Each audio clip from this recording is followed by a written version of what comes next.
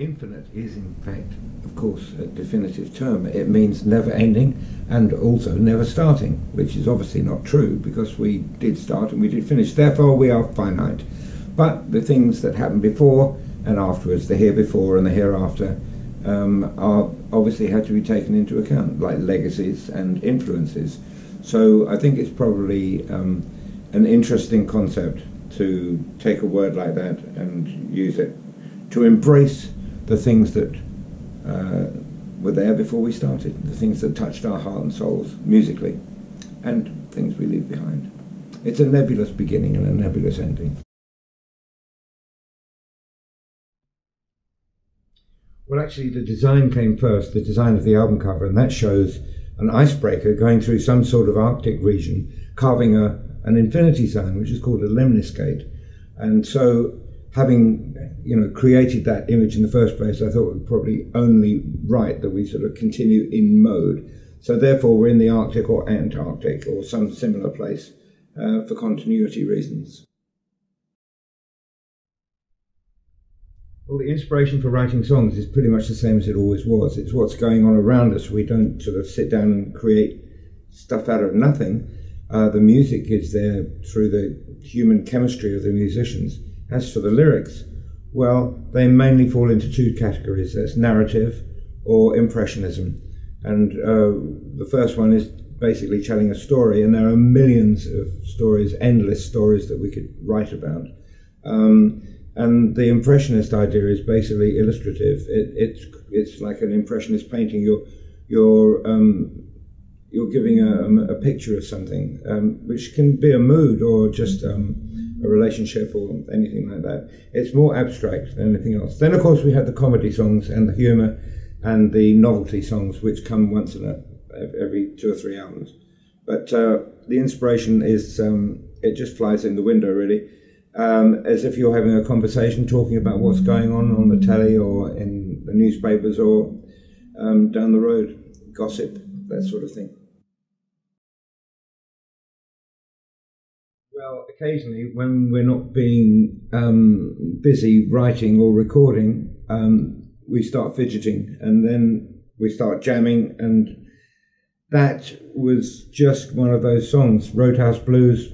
It just kicked off in the studio, and the tape was running, so it got recorded. I had no idea it was going to end up on the record, and the answer is no, never performed with the Doors, even in the early days.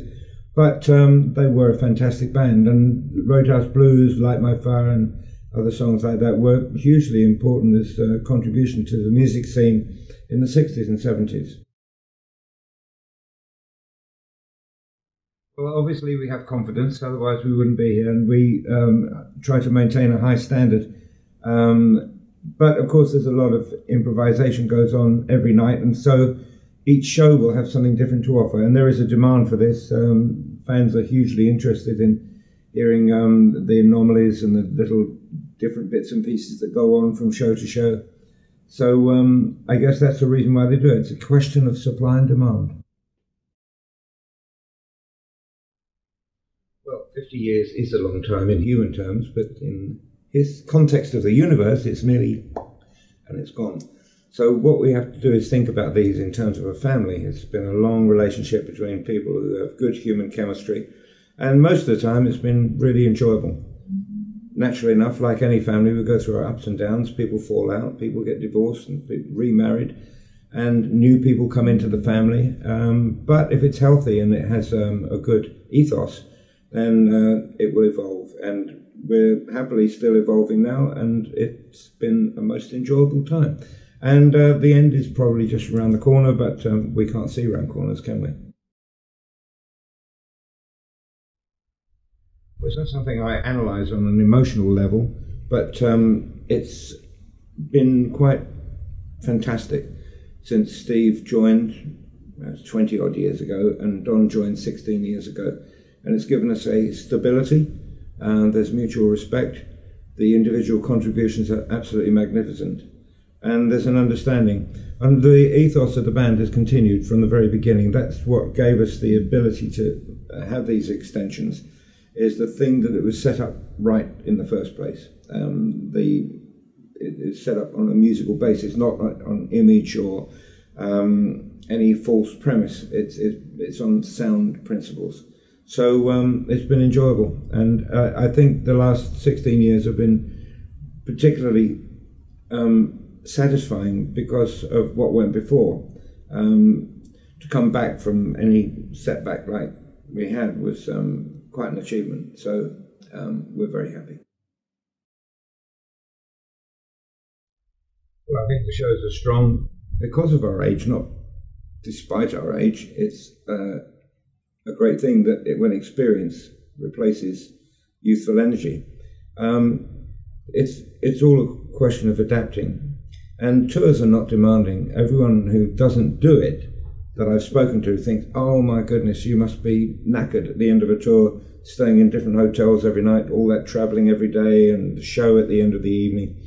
And it's not like that at all. It's absolutely so relaxing. I feel much more, much healthier, much more relaxed, much more fulfilled when I'm working than I do when I'm not. Because, you know, you need two things in life to be happy. You need a sense of purpose and a sense of belonging. And when you're in a band and doing tours, you have both of those things. And so it's nothing like what people imagine. It's fantastic. Well, a couple of years ago, everyone in the band went through a period of ill health. And naturally enough, we had to face up to the fact that we couldn't go on forever. And so we started to try to plan the future, which is, we've never been any good at that ever. But it was suggested that we should prepare for it. And it's not so much the public, we're being selfish, we're thinking of what we're going to feel after all those years on the road. How do you suddenly stop?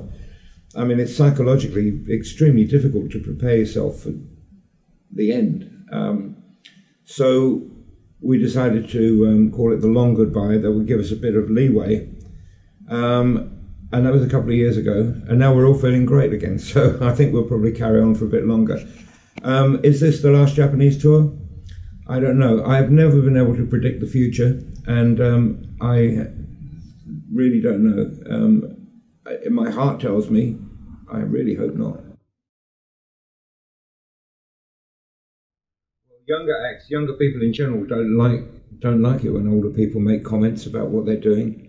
They're immortal when they're 20 years old. They've created everything. They've never had an influence in their life, and it's all coming from their inner genius.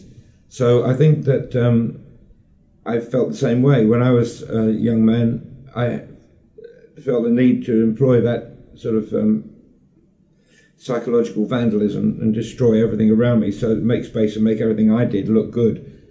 And that's normal for every generation. You can't judge contemporary art, whether it's music or literature, painting, dance, theatre. You can't judge it objectively. You've got to be wearing the clothes, and you've got to be of that generation. If it survives, then you can take on a broader judgment and critique. But at the time it's happening, it's purely upon the youthful energy, and I've got no business commenting on it. Shows be like? Well, I get asked this a lot. I've been asked this for 50 years, and the normal answer is, well, the same as last time. The true answer is, it's like the English weather. It's changeable. You wake up every morning, the weather's still there, and you have certain elements. You're going to get sunshine, cloud, rain, thunder, and all the other high winds, calm days. It's a bit like that. I think there are 4 elements to a Deep Purple show. One is the well-known classical numbers, as they're called. Second part is the obscure records that have never got played on the radio or that were never promoted. They weren't play tracks or anything like that, but the fans know what they are and enjoy them, and from experience over the years and our own personal enjoyment.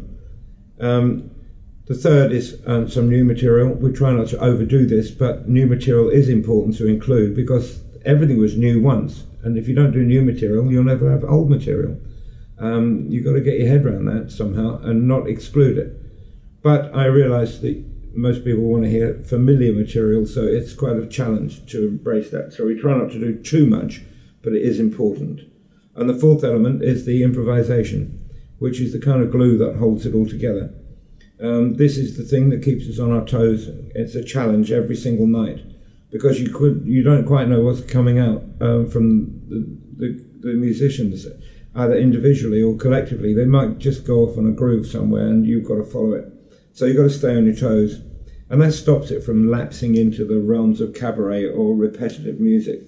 So that's very important. I think the fans understand this. And I think that's one of the reasons for our longevity. It's been, it keeps us fresh.